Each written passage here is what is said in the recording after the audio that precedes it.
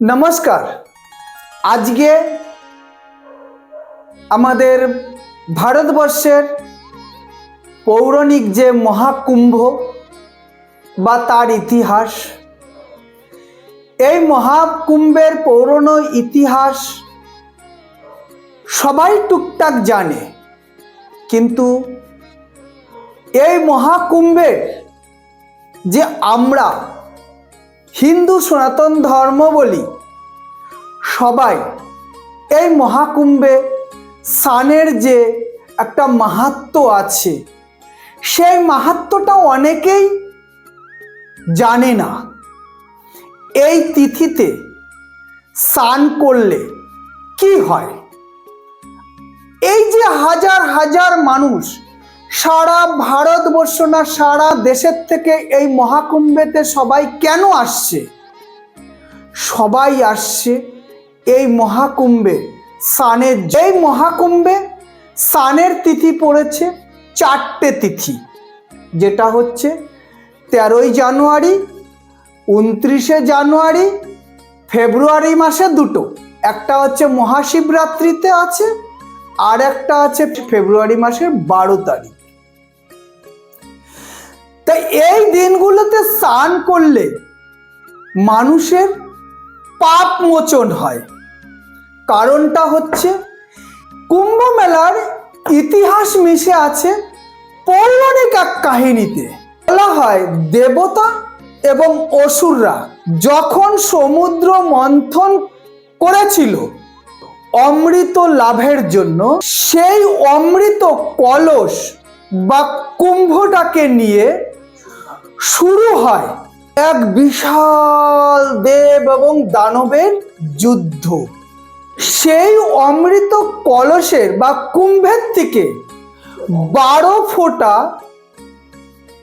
অমৃত পড়েছিল, সেটা হচ্ছে 4টি স্থানে পড়েছিল। সেই 4টি স্থান হলো, প্রথম যে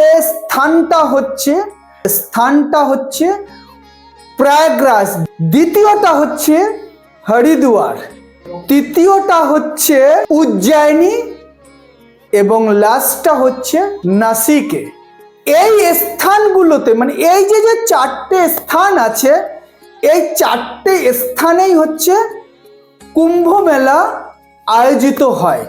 কিন্তু প্রত্যেক বছরের সার্কেলের যে সিস্টেমটা দেখবেন, সেটা কিন্তু এই ত্রিগম সঙ্গম, যেটা হচ্ছে গঙ্গা যমুনা সরস্বতীর মিলন হয় এই প্রয়াগরাজ বা এলাহাবাদে।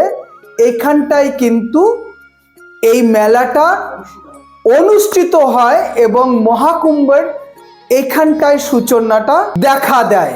সারা হিন্দু সনাতন ধর্মের এই মেলার অংশগ্রহণ করা হয়।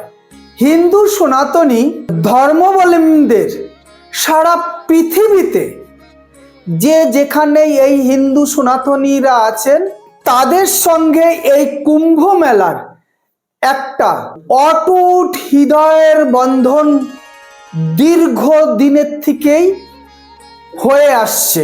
সারা পৃথিবীতে লাখো লাখো সনাতন হিন্দু ধর্মাবলীরা আছে, তারা লাখো লাখো সনাতন ধর্মীরা প্রত্যেক বৎসর এই মেলাতে সবাই কিন্তু একত্রিত হন। সকালে গঙ্গা স্নান, সন্ধেবেলা আরতি, তীর্থস্থান দর্শনে এই যে একটা মহৎ মিলন বা এই মহৎ মিলনে সকল হিন্দু সনাতন ধর্মীরা একত্রভাবে জড়িয়ে থাকে। কুম্ভ মেলার অন্যতম বৈশিষ্ট্য হচ্ছে এই মেলার বিশাল আয়তন, বিশাল আয়োজন করে এই মেলাটা অনুষ্ঠিত হয়। সাধু সন্ন্যাসীদের শিবির, যেমন নাগা, অঘরী, বৈষ্ণব মত, প্রতিটা হিন্দু সনাতনী যত ধর্মাবলীরা আছে এই মেলাতে উপস্থিতি থাকেন।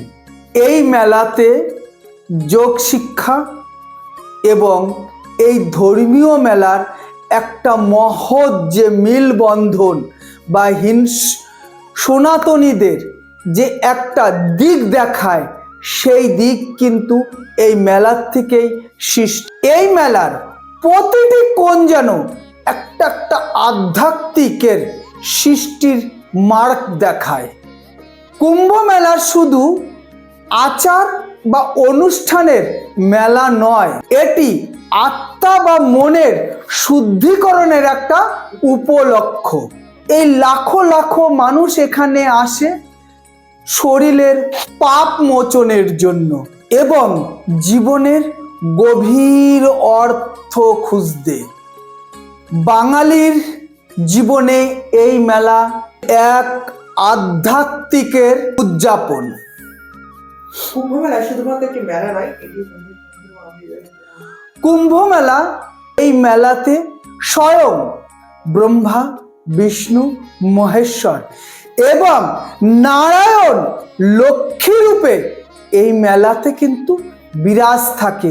যেমন আমরা পৌরাণিক কথাতে দেখেছি যে কুম্ভে যখন দেব এবং অসুররা যুদ্ধ শুরু হয়েছিল, অমৃতর কলস নিয়ে উঠেছিল, তখন সেই কলস অমৃত নেওয়ার জন্য অসুর এবং দেবতাদের যুদ্ধ শুরু হয়েছিল।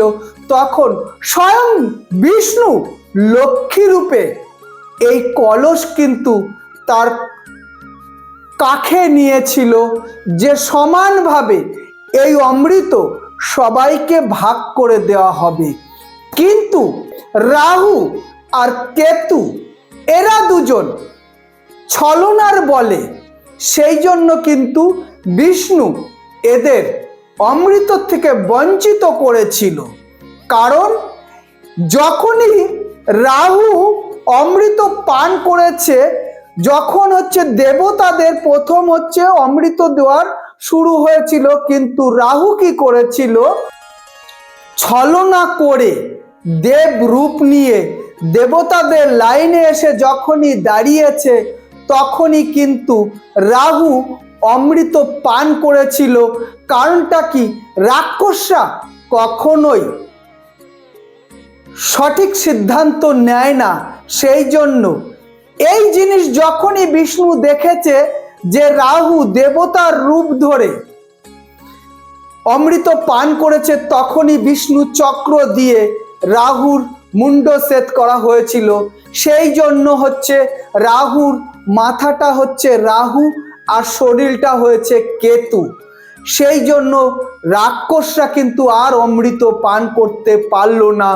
মহৎ যে এই যে পৌরাণিক কাহিনী, আমাদের যে কুম্ভ মেলার, এই কুম্ভ মেলার কাহিনী কিন্তু এই অমৃত থেকেই সৃষ্টি।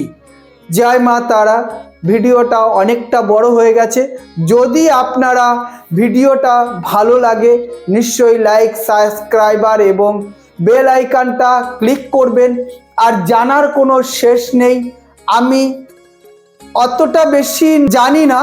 যদি আপনারা এই কুম্ভ মেলার বিস্তারিত কিছু আমার কমেন্ট বক্সে লিখে পাঠাতে পারেন, সেই জন্য নিজেকে ধন্য মনে করব। জয় মা তারা, জয় মা তারা, জয় মা তারা।